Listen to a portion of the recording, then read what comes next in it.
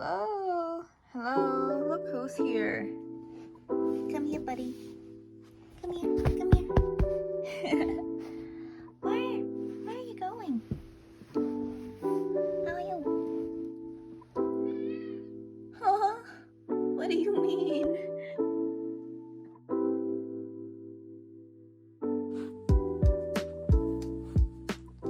I just had like a kind of episode, I guess, where I felt super frustrated that I had to do all this kind of work. My body felt kind of numb. My nose bridge was burning, as per usual if I feel like I want to cry. And I wondered why I have to put myself in this situation over and over again. I don't know if it was a change in my hormones or what, but I think it's just because things are starting to pick up and I can't deal with the speed with all of these things on my plate. I don't have enough time for myself, not for my actual self-care, and I so desperately want that, so I kind of just did nothing, kind of journaled and meditated for a while to feel better, and I did feel a little bit better. It just, when I go back to work, when I think about what I have for next week, I think about how I still have 2 part-time jobs next week, full-time school, extracurricular activities and stuff. I don't know why I'm still having those.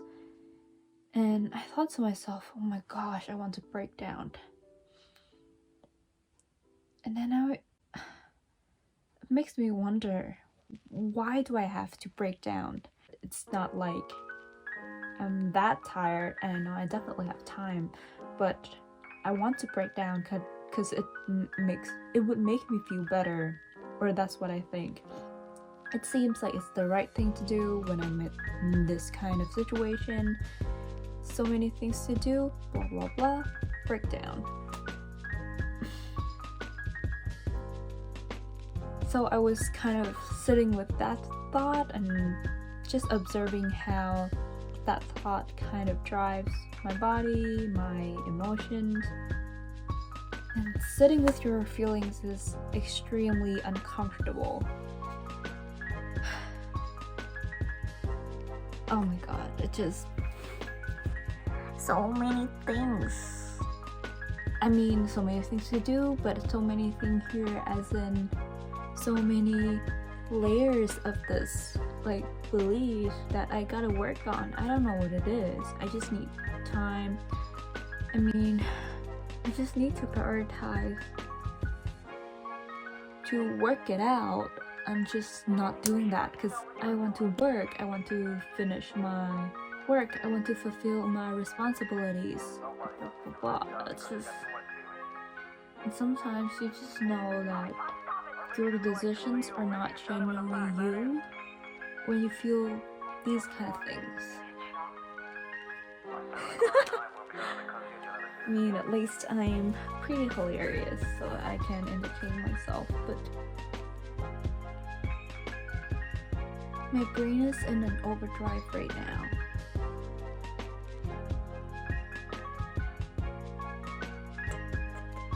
Oh, but all of this has been a good learning experience. Now I know I don't need all of these things. I only need time for myself, time to learn about myself, to really think about where I want to go, spending time documenting my journey, spending time finding myself, which I'm already doing with these kind of work, like finding my limits, my boundaries, what I like, what I don't like. It's just, there are times when you say yes to certain things to find out if you like it or not. You ended up overcommit yourself to something that later you find out that you don't like. I mean, I don't know, man. It's just, I like everything. I wish I had all the time in the world. Too bad I don't. I've got so good at prioritizing, so good that I got cocky and I got myself into this. I guess I can either make my prioritizing skill better or just learn how to say no, how to manage my energy levels, which sounds like the right thing to do, and I'm definitely gonna do that. I'm already doing that. See, I mean, all of this learning experience, learning is not linear. And every time it happens to me, I'm still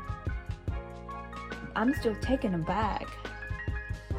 Like, I've kind of already learned all of these things already, but maybe somewhere along the line I forgot about all of it, and now I'm just learning all of it again. Feel like I'm starting from scratch, but maybe it's not. Maybe I'm just on a different level of the game and I have to get over this one to get to the next one.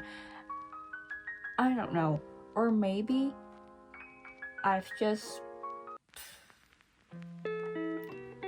just in a vicious cycle where I didn't really learn anything, and this is my real learning. I think I'm just overthinking, but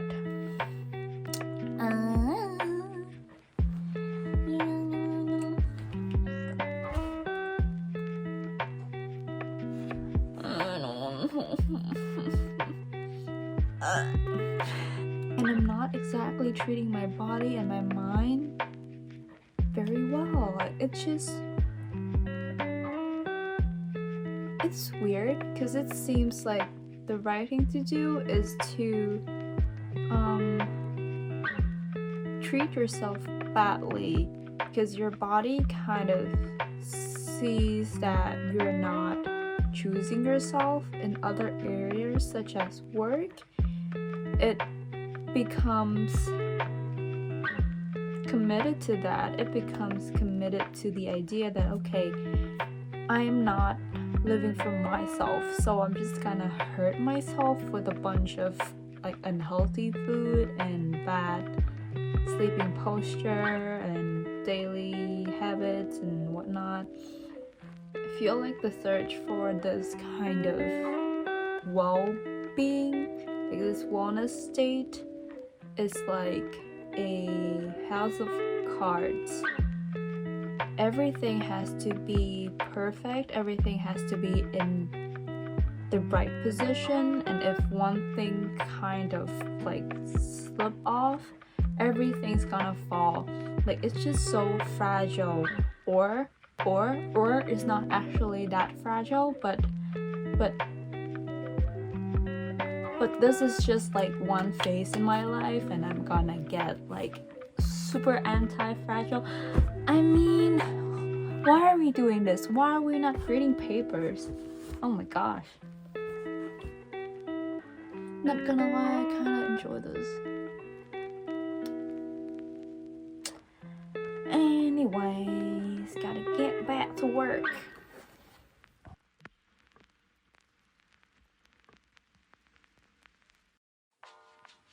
Hello. So I'm just here to report that I just finished with my mental breakdown episode. Yes, I finally got my mental breakdown. Whoa. And what I got from that is, I think, oh, this guy's coming to me. I think the important thing that I got from that is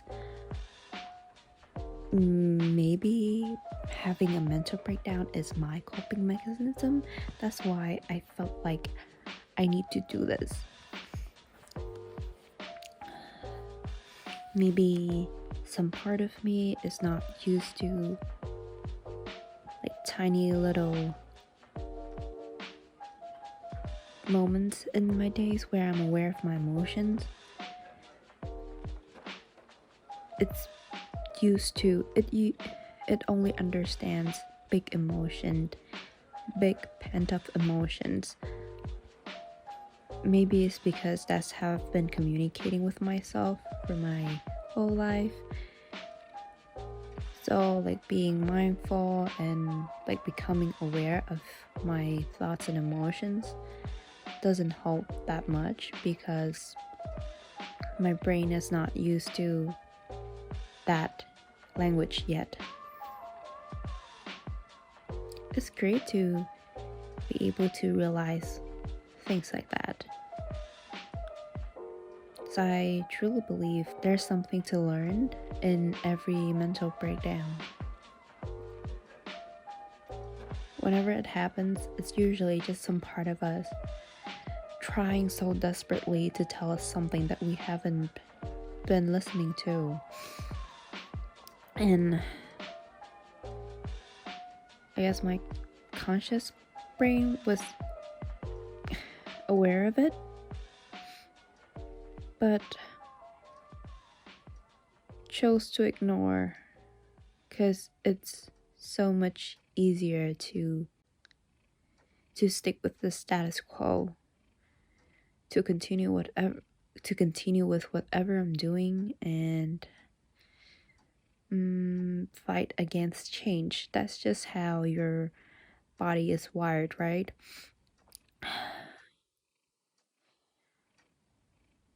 And since these days I'm learning to attune myself, to self-regulate better, I think it's a huge step towards whatever I'm trying to learn.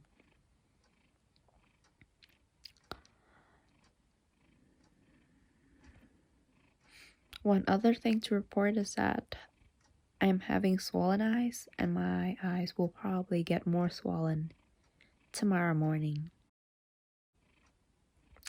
So let's look at Clover sleeping and end this. Bye-bye.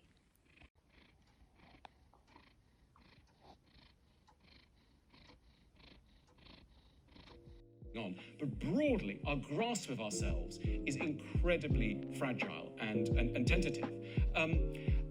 Largely because, or in part because, the things that there are to know about us are so scary. They're so anxiety-inducing. And unfortunately, we've built a world where we can escape the business of introspection far better than we almost have ever been able to do. I mean, you can work out a life where you need never, ever be alone.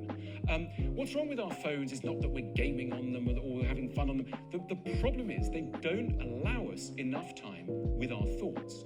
I wonder how many of you sleep well. You know, there's been an epidemic of insomnia. Now, what is insomnia? In my view, insomnia is really the mind's revenge for all those thoughts that you, in inverted commas, forgot to have in the day. All those thoughts about your regrets and your longings and your shame and your desires and all those things that you carefully plotted not to ever confront are going to come and get you in the middle of the night. So if you really want to sleep, think more. Allow more time for thought in the other hours of your life. And other addictions are possible. Addictions to news, to travel, to work. Lots of respectable sounding reasons why we need never explore ourselves. Look, most childhoods have gone a bit wrong. Without formed in childhood, and that the childhood relationships, the central relationships that we had with our caregivers and parental figures, that these are the golden key to unlocking our emotional functioning. This is not going to go away anytime soon. And it's a problem. It's humiliating, frankly. You could be 30, 40, 50, 60.